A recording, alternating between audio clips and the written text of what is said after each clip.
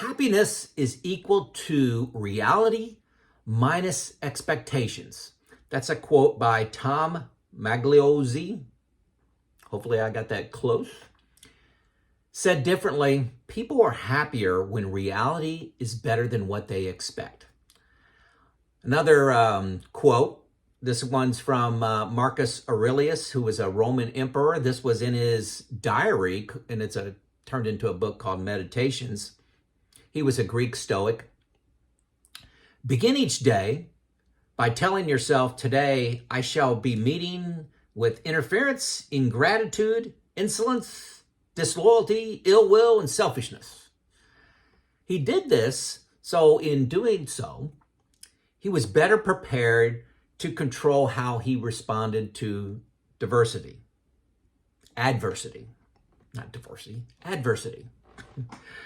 He was not disappointed and sometimes pleasantly surprised. So set his expectations when he was dealing with his subjects in Rome, the Roman Empire, set them low and have them be exceeded. And that brought him happiness. And I think that is an excellent way to approach life. The problem here, why am I talking about this in a retirement channel? Pre-retirees think retirement is a life drinking a beer on the beach, sitting underneath an umbrella. It's 72 degrees and all is good. And that's every day for the next 30 years. Well, reality is it's 98 degrees. This fly is bothering me. I'm slapping them all over the place. I got sand everywhere. I'm a little bit uncomfortable. It could be windy. It could be rainy. You know, all these things. That's the reality of your thoughts of the beach versus reality at the beach. Also in retirement, you don't have automatic social groups. Your friends may be working. You got the drama of the stock market and impacting your mood. There's no automatic sense of purpose. And people are going to disappoint you. One of the traps I see with people in retirement is, they go through this disappointment of what, their expectations were so high of what they were going to do. They end up just watching TV, and that's the trap. How much? That's kind of a gauge too. How much TV are you watching in retirement?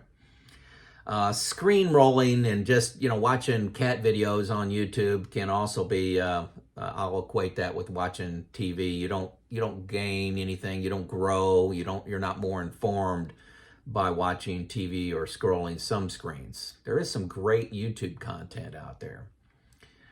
I'm not trying to put shade on any of your retirement plans or what you think retirement is. Retirement has been pretty nice for me. But I think it's beneficial to have more realistic expectations, maybe even lower expectations, lower them more than what you think is reality, just so you're impressed, like Marcus Aurelius. I like to think of retirement as it's more like every day is Saturday. You still have responsibilities. You still got to pay the bills, cut the grass. You got to do laundry. You got to cook. You got to clean the house. You still got relationship issues. You still got your family, right? I won't dive into that topic. But one twist I would put on every day is like Saturday is the pace slows down. And this is really nice. You don't have to get 5 things done this Saturday. It's okay to get 0 done or maybe 1. Try to get 1 done. If something better comes along, it's okay to get 0. That's what's really nice. So it's better than every day is Saturday. I really like not having an alarm clock. And by the way, on TV, I watch about 10% of the TV that I was watching before retirement. Why? Because I'm not coming home from work tired. Okay? In the evenings, I still have energy. The weekends, I have energy. I'm not laying around watching golf or a baseball game trying to get a nap in, because I get enough sleep at night and I'm not exhausted from work. So, hey, I want to talk a little bit about my transition from working to retirement. It's a little timeline here. My first 6 months, and what I encourage people to do is do nothing for 6 months. Don't sign up for any commitments, any boards, any nonprofits, any small businesses you want to start, just to have fun, any hobbies. Do nothing. say no to everything. Tell them Joe said to do that. My first 6 months, we did have a few vacations lined up, something to get excited to, not just retire from work, retire to something. Went on 3 vacations in probably 8 weeks. Did a lot of nothing during that. I was already part of a retirement group where we sat around on Fridays and, just talked about issues, current events. And I have an investment group I've talked about a lot on this channel where 2 other like-minded people, we study our retirements and where we got our money invested, and we challenge each other, poke holes in each other's plan. Don't go it alone, right? You've heard me say that a bunch. I have this investment group I lean on a lot. I make no financial moves without talking to my 2 buddies in my investment group. That gives a lot of power and much more than me just working out my own plan by myself in my basement, right? I started fishing. Now I'm going to preface the rest of my timeline with my wife and I do take about 4 to 5, 2-3 week vacations a year. So we've been to Idaho, Utah, Texas, New Mexico, Florida, North Carolina, District of Columbia, Colorado several times, Idaho several times, visiting my kids. They're all over the country, so we spend a lot of time with them. But I've got to see a lot of the United States. We haven't traveled out of the United States really since COVID happened, but we're getting ready to change that.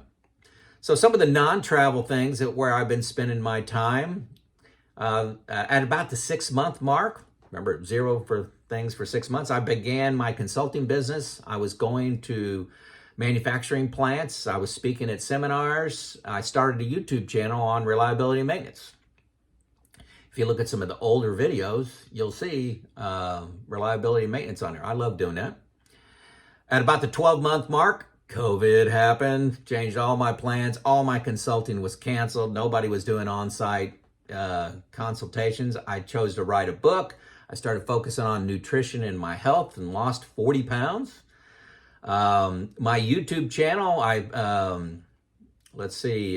went to, I'll skip, I didn't mean to say that. I do a lot of virtual coaching, and I stopped fishing. I thought I would do a lot of fishing during retirement. I didn't think it was as fun as it turned out to be. At the 2-year mark, I pivoted my YouTube channel to focus on retirement and retirement coach. I did a lot of retirement coaching, 300 clients I talked to about my experience and decisions I made in retirement, and kind of gave people some things to think about without giving specific advice. I talked about decisions I made and why.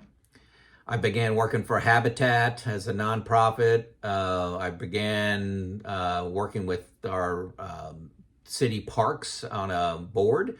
I'm the HOA, Homeowners Association president, and we started I co-founded a men's discussion group where we talk about history and being better citizens and what we can learn from history. And we're studying Martin Luther, getting together with them next week here at my house.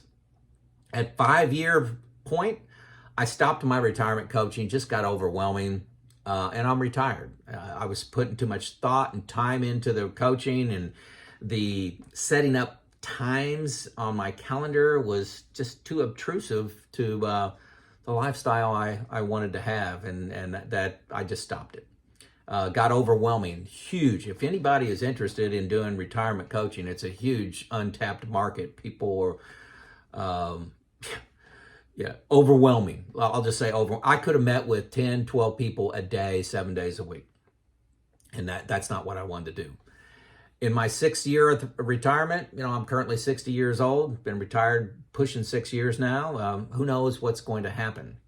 So that's kind of been my transition of where I've been spending my time other than travel.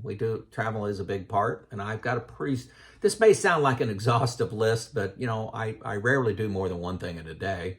So I have a lot of free time. I like to piddle around in the yard and things like that. So what lessons are in here? In retirement, set your expectations a little bit lower than every day's a beach. A day at the beach. It's not. Take charge of your schedule. Take charge of it. Don't let people fill up your schedule. They'll try to, especially if you got skills. If you got organizational skills, you got a pickup truck. And it's okay to say no. Okay to say no. What you got to think about when somebody asks you to do something, every time you say yes, you're saying no to something else because you only have so much time in your life. It's okay to pivot and off what you thought you were going to be doing. I thought I was going to be doing a lot of fishing. I'm not. Okay. I thought I was going to be doing a lot of coaching on reliability and maintenance. I'm not. It's okay to do that and then move on to something. That's what's cool about retirement. You're not locked into liking something. You're not forced to like it because you have to make money. You do things because that's where you want to spend your time, where you want to have the impact you want to have on the world. Do whatever you want. Retirement is great, okay? But every day is not perfect. If this is your expectation, you're going to be disappointed in retirement. That makes sense? It's Joe out.